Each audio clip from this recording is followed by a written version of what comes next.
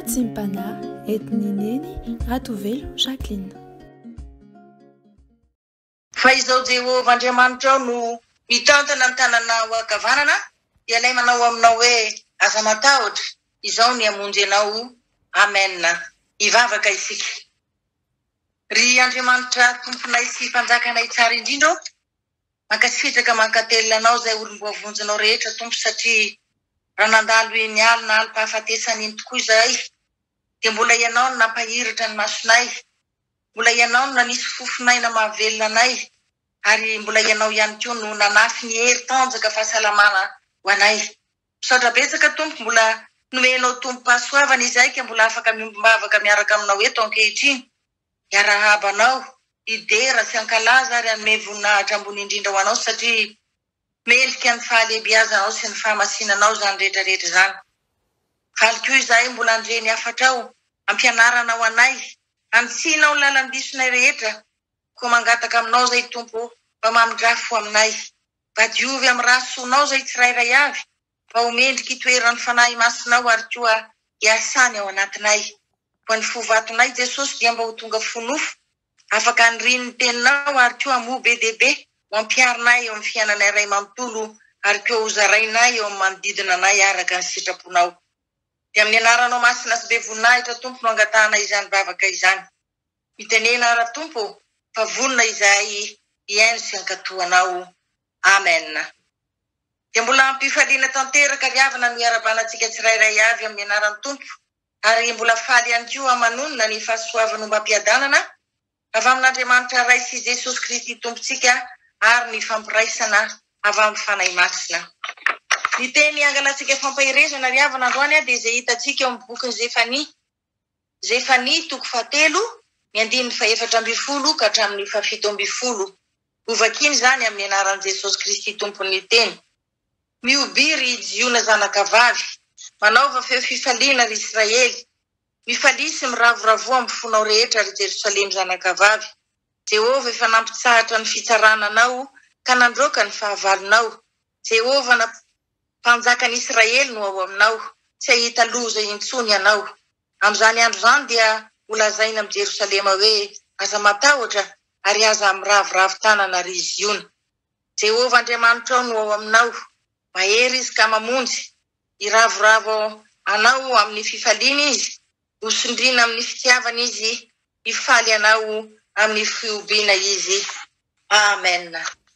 Izany andiny soratra masina izany indray ry havana no angalantsika fampahirezana amin'ity talata maraina ity.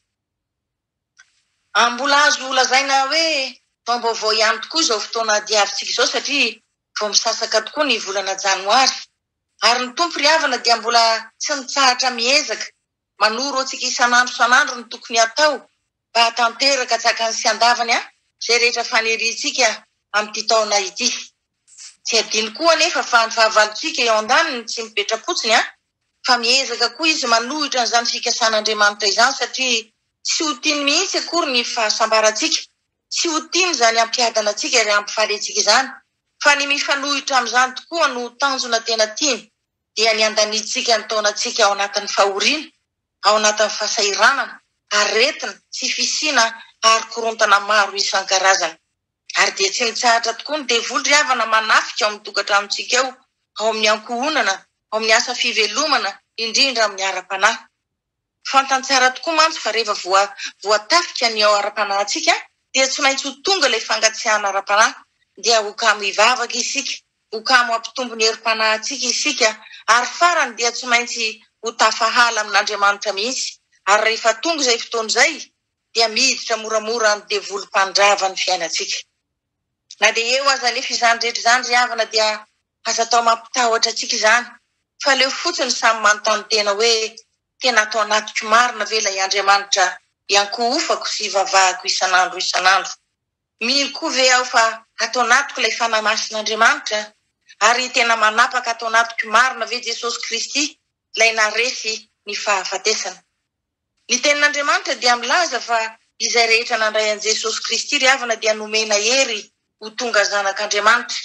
Ary satria nanaiky azy ho tompo sy mpamonjy ny fiainantsika isika, dia tokony hanapaka ao anatintsika koa Jesosy Kristy, ary ny fiainantsika koa fantatritsika tsara fa tsy ilaozan-java-tsarotra saingy raha tena azotsika antoka tsara fa ao anatintsika Andriamanitra ry havana dia tokony tsy atahotra izany isika.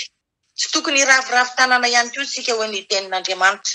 Noho izany aza manaiky ho rerahany ireny olana sy velam-pandrika alefa ny devoly ireny ry havana fa isika tsy mitovy amin'ny olona rehetra fa manana an'ilay Andriamanitra velona sy mahery ao anatintsika isika.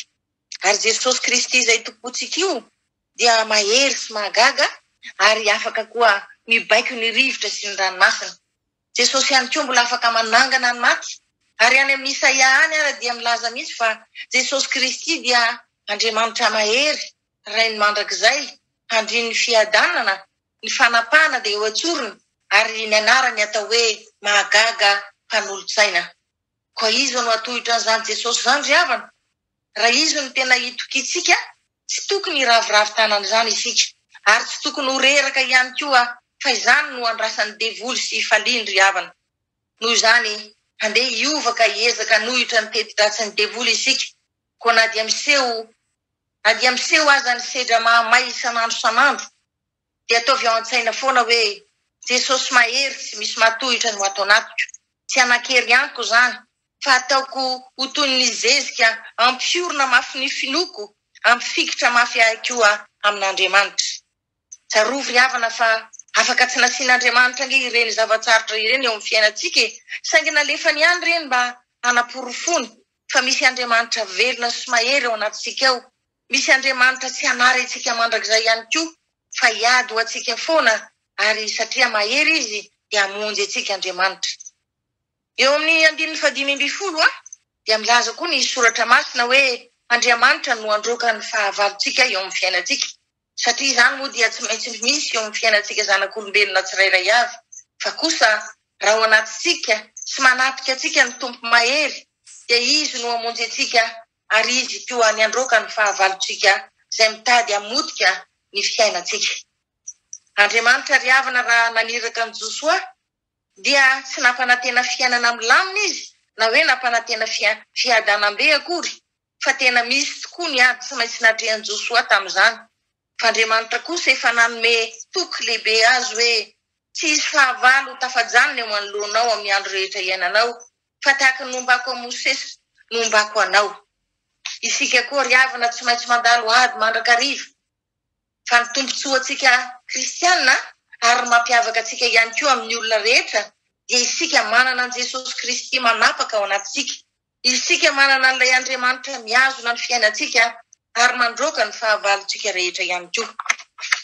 Tsy tokony ho kivy isika izany tsy tokony ravoravo-tanana eo anatrehan'ireny olana sy zavatsarotra miseho amin'ny fiainantsika ireny satria tsy hijery fotsiny antsika ny tompo ry havana. Tsy hijery fotsiny antsika izy fa tsy maintsy ho asiny avokoa izay rehetra mampahory antsika. Vonona mony sy hanafaka antsika mandrakariva ny tompo ry havana satria alala eo masony isika. Be voninahitra sady tiny. Izany hoe tena sarobidy tanteraka tokoa isika eo anatrehan'Andriamanitra ka ilazany hoe aza matahotra ary aza miravoravo-tanana ry iziona. Koa andeha hamarinina tsara hoe tena ao anatintsika marina ve Andriamanitra. Tena manapaka ny fiainantsika ve izy. Tena miasa mahery ao anatintsika koa ve ny fanahy mason'Andriamanitra. Afaka hampahery sy hanome toky antsika foana fa tsy maintsy mandresy isika. Davida ry havana no nihery ny fanahy masina tao anatiny dia tsy mba natahotra ny Goliata izay niady tamin'izany izy. Eny, na dia mbola zaza aza i Davida tsy zatra miady koa dia tsy natahotra izy satria fantany loatra fa an'Andriamanitra niady izay hatrehany. Noho izany tsy maintsy mandresy izy. Isika koa ry havana ninona ady hatrehantsika eo amin'ny fahasalamantsika na eo amin'ny ankonantsika na eo amin'ny asa fivelomantsika ary indrindra eo amin'ny ara-panahintsika dia matokia fa an Jehovah niady ry havana. Aza matahotra, aza miherikerika, aza manahy fa mila atao tsara antoka fotsiny hoe ao anatintsika marina ve ilay Andriamanitra mahery. Tena mandidy sy manapaka ao anatintsika tokoa ve izy. Satria raha tsy tsara toerana am-potsika izy dia tsy mahay manao na inona isika. Tsy afaka nohitra fankapanahy isika. Tsy afaka hanatrika olana sy fiainana isika. Tsy afaka nantena ihany koa ilay fiainana mandrakizay izay tokony ho azontsika. Ny voninahitra dia ho an'Andriamanitra irery ihany. Amen. ivavaka isika makasitraka indrindra ry tomponay sy mpanjakanay amin'ny fitiavanao anay zanakao rehetra fa tsy mitsahatra tokoa ianao mihevitra ny mahasoa sy ny mahatsara ho anay tsirairay avy. Misaotra Jesosy nampatsiahy anay indray androany fa na dia eo aza ny olana sy ny ady izay tsy maintsy lalovanay dia tsy tokony atahotra izahay, tsy tokony ravoravo tanana koa izahay. Rehefa tena azonay antoka tanteraka fa ao anatinay ianao ilay Andriamanitra manapaka ny fiainanay. Hitanao tokoa mantsy Jesosy fa be dehibe izahay no kely finoana tsy mahatoky ny herinao sy ny fahefanao. Toadinonay koa aza angamba fa ianao ilay Jesosy Kristy mahery tsy misy mahatohitra, eny fanadian'ny fahafatesana aza efa resinao. Koa raha vao tonga eo amin'ny fiainanay ny sedra mafimafy Jesosy dia kivy sy ketraka izahay, reraka rampanahy izahay ka dia tsy matodika any aminao intsony.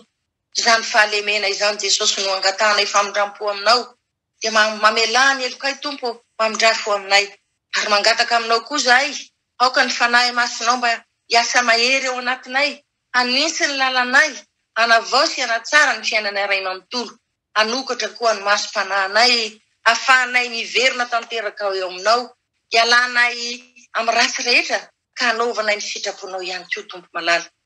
Tsy miery aminao avokoa izany faniriana izany dia matoky sy mino izahay fa hiantra anay tokoa ianao, hamela ny elokay rehetra ianao ary tsy avelanao izahay raha tsy tafaraka ray tanteraka aminao ka hanomananao ilay fiainana mandrakizay miaraka aminao. Amen. Raisoa nitsodranomasina avy amin'Andriamanitra raitsika. Hitahy anareo anie Jehova ka hiaro anareo, ampamirapiratra ny tavany aminareo anie Jehova ka hamindra fo aminareo. Hanandratra ny tavany aminareo anie Jehova ka nome anareo fiadanana. Izy anie hiady ny adinareo isanandro ary handroaka ny fahavalonareo koa mba tsy hanan-kery eo amin'ny fiainanareo zany mandrakizay. Aleluia. Amen.